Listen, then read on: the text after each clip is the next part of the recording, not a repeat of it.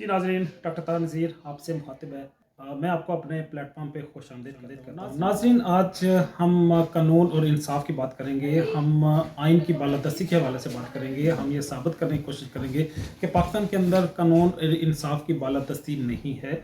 यहाँ पे आमरीत है, यहाँ पे मिलिट्री डिक्टेटरशिप है, यहाँ पे अस्करी आमरीत है। और ये जो मिलिट्री के डिफरेंट अदारे हैं, ये पूरे पाकिस्तान को कंट्रोल करते हैं, रेगुलेट करते हैं, इनके बुनियादी फैसलों पे इन्फ्लुएंस करते हैं। अगर मैं ये दावा करता हूँ कि पाकिस्तान के अंदर एक आमरीत की शक्ल मौजूद है, तो मुझे इसकी मुख्तलिफ निशानात या मुख्तलिफ दलाइल भी आपके सामने पेश करने चाहिए। बिल्कुल मेरे सामने दलाइल मौजूद हैं जिनका सहारा लेते हुए मैं आपके सामने अपनी मौक़िफ़, अपनी बात को पेश करने की कोशिश करूँगा।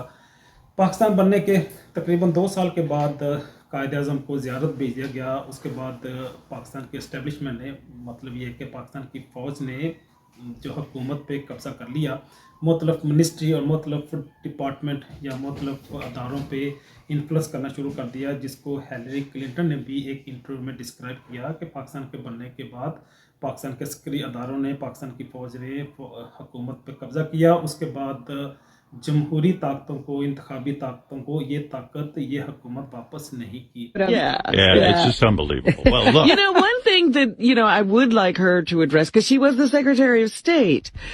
We keep hearing this term, deep state, deep state, deep state. Who are these people?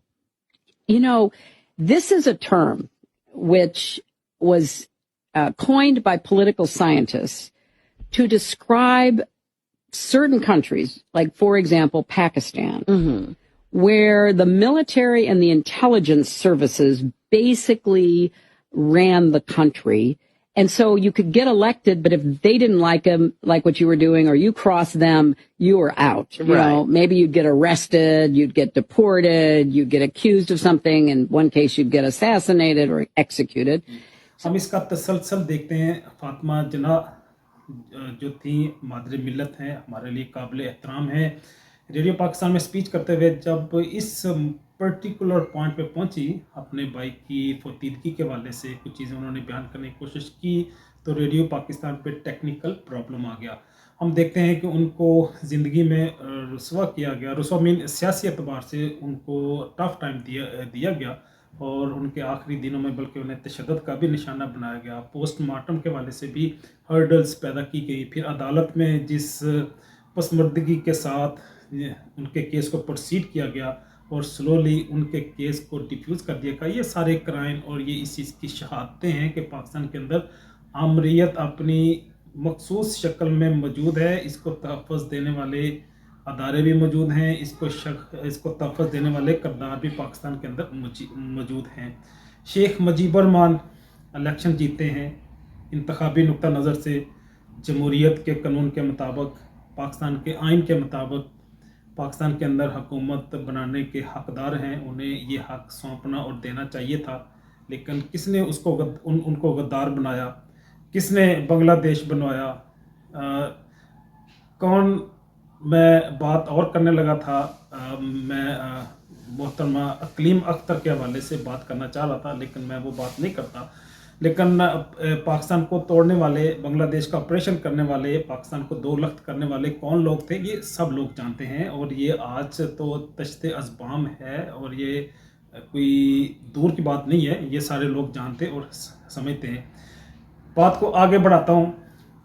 मैं भुट्टो की फांसी के हवाले से बात करूँगा, जिन्होंने अमेरिका के अंदर जब मीटिंग थी इंटरनेशनल लेवल पे, मतलब यूएनए के डिफरेंट फोरम की, स्टील मिल के हवाले से बात हो रही थी। हेनरी किसिंजर ने एक्सप्लिसिटली कहा था कि इन प्रोजेक्ट्स को क्लोज करो। भुट्टो ने जब इनकार किया तो फिर उसे हॉरिबल एग्जाम्पल बनाने की धमकी दी गई, और इस धमकी को जनाब ज़ियाउल हक साहब ने मंतकी अंजाम तक पहुँचाया और उन्हें हॉरिबल एग्जाम्पल बनाया। तो एक डिक्टेटर ने, एक फ़ौजी ताकत का मुजाहरा करने वाले शख्स ने, पाकिस्तान की मिलिट्री के नुमाइंदे ने जनाब जुल्फ़िकार अली भुट्टो साहब को फांसी के फंदे तक पहुंचाया। दिसंबर 1997 की बात है। जनाब सैयद सज्जाद अली शाह साहब जो चीफ जस्टिस हैं पाकिस्तान है, उन्होंने उस दौर के वज़ीर आज़म नवाज शरीफ साहब के ख़िलाफ़ جو توہین عدالت اور کرپشن کے حوالے سے کوئی کیس تھے ان کو سنا اور جب اپنے فیصلے تک پہنچے، نااہل کرنے کی انہوں نے کوشش کی تو پاکستان کے اندر سیاسی بحران پیدا ہو گیا۔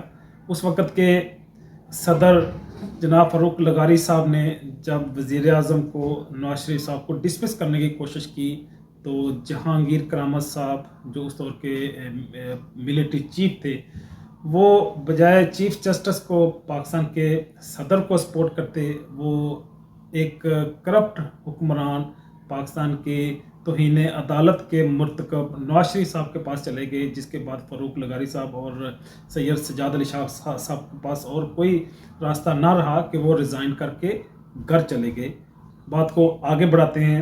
Richard Armitage secretary state U S Pakistan کے D G I S I کو فون کرتے ہیں پاکستان میں، انہیں کہتے ہیں کہ انہیں دھمکی دیتے ہیں کہ we shall make put you in stone age, ہم آپ کو پتھر کے زمانے میں پہنچا دیں گے، آپ ہمارے ساتھ کھڑے ہیں یا ہمارے مخالف کھڑے ہیں۔ تو وہی ڈکٹیٹر جو ایک اپنے آپ کو فولادی دیوار کہتے ہیں، جو پاکستان کے محافظ کہتے ہیں، پاکستان کی سرحدوں کو اپنے آپ کا محافظ سمجھتے ہیں، انہوں نے دروزن کرتے ہوئے اپنی سارے سرحدیں کھول دی۔ شمسی ایئر بیس بھی پیش کر دیا گیا، جیکب آباد ایئر بیس بھی پیش کر دیا گیا، پاکستان پوری اسٹریٹجک سپورٹ کی گئی برادر اسلامی ملک افغانستان کے خلاف۔ لال مسجد کا واقعہ دیکھ لیں، معصوم بچوں کو خون میں نہلا دیا، تو یہ بھی ملٹری ڈکٹیٹرشپ کی ایک شکل ہے۔ ہماری عظیم بہن عافیہ صدیقی کو ایک امریکن فورسز کے حوالے کر دیا، جو چکلالہ ایئر بیس سے پھر آگے چلی گئی بگرام ایئر بیس پہ کابل، پھر اور آج کل امریکہ کی جیل میں ہیں۔ یہ سارے دلائل شواہد اس چیز کی گواہی دیتے ہیں کہ پاکستان کے اندر ڈکٹیٹرشپ موجود ہے۔ بات کو آگے بڑھاتے ہوئے میں ملا عبدالسلام ضعیف کی بھی بات کروں، جو ڈپلومیٹک پروٹیکشن میں تھے اور ان کو کسی بھی شکل میں نہیں سمجھتا کہ امریکن فورسز کے حوالے کرنے کی ضرورت تھی، ان کو حوالے کیا گیا۔ سمیع الحق صاحب کی بات کروں گا، ان سب لوگ، یہ سارے جو شواہد ہیں، سارے جو کرائن ہیں، یہ پاکستان کے اندر ڈکٹیٹرشپ کی گواہی دیتے ہیں اور شہادت دیتے ہیں کہ پاکستان کے اندر جمہوریت نہیں ہے بلکہ ڈکٹیٹرشپ موجود ہے۔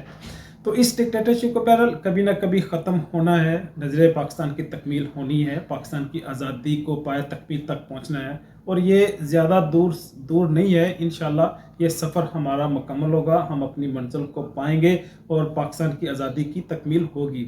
اسی پیغام کے ساتھ ڈاکٹر طاہر نذیر آپ سے اجازت چاہتا ہے۔